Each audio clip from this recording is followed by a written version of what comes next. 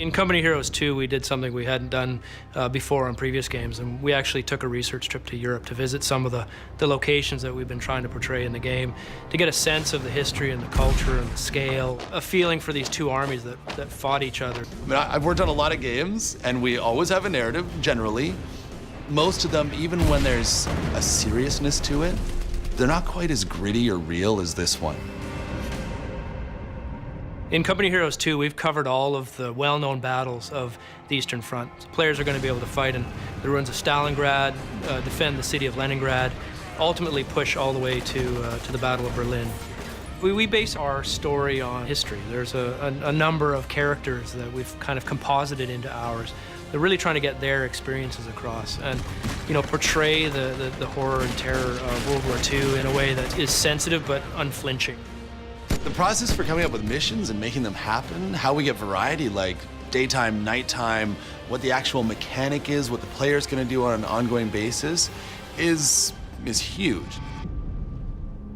We've expanded quite a bit from Company of Heroes 1. We've got missions where you're leading a small group of snipers through a countryside, eliminating German officers. We've got a mission where you're sieging a castle. They actually fought with modern weapons at some of these places. So you had tanks and machine guns where you might typically think about knights and, you know, swords. The campaign itself is based on, you know, poring over history books, reading personal journals and records from soldiers. So although we can't recreate those battles exactly as they were, we try to capture some aspect, some element of what they might have felt like. We want to pull people through playing one mission where maybe it's a little bit tough to deal with the elements that are in that mission because horrible things are happening. Horrible things happen on the Eastern Front. That's an authentic part of the experience. But at the same time, we know that needs to swing upwards, and so we'll look for something that's going to be like, what's going to be really fun? What's going to be really fun is storming through German lines with tanks. Yeah, let's do that.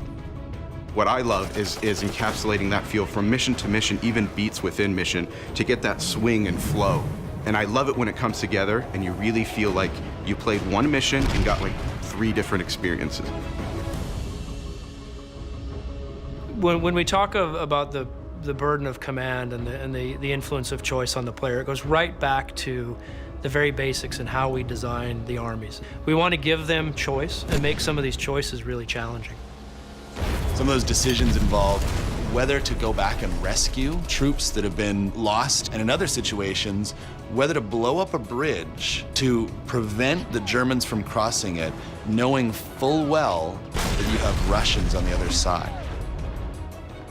At that point, you're just kind of like, wow, this is a whole different ball game. Theater of war really is something where we're trying to extend the experience and the ways in which you can play the game. And it's sort of just like, we know what happened in real life, so how did you handle it, and can you get the same result? It's not competitive multiplayer. You don't have to worry about winning or losing. It's about you exposing yourself to the historical arc of World War II, but also to dig into some of the tactics that were used to help you become a better player. So when you're ready to jump into multiplayer, you have that experience behind you. RTSs are inherently abstracted. You know, the camera's up high, and to deliver emotion and the kind of narrative experience that you want in a game is challenging. You're playing from a distance. Often players feel like the hand of God.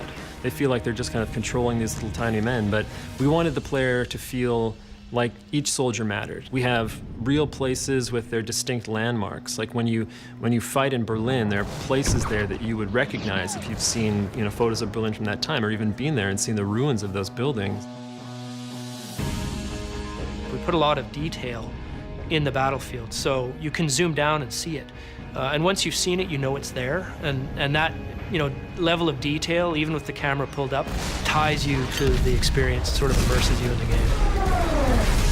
The feel of Company of Heroes comes from so many systems working together to immerse the player in that environment. The audio has always been incredible. The authenticity of the weapons, the movement of the soldiers, all of those things work together to pull the player into the game. As you play through as a player, I think it's impossible not to get deeper and deeper in that experience. It's real, it's gritty, it's dark, and by the end of it, you can't help but feel attached to the outcome.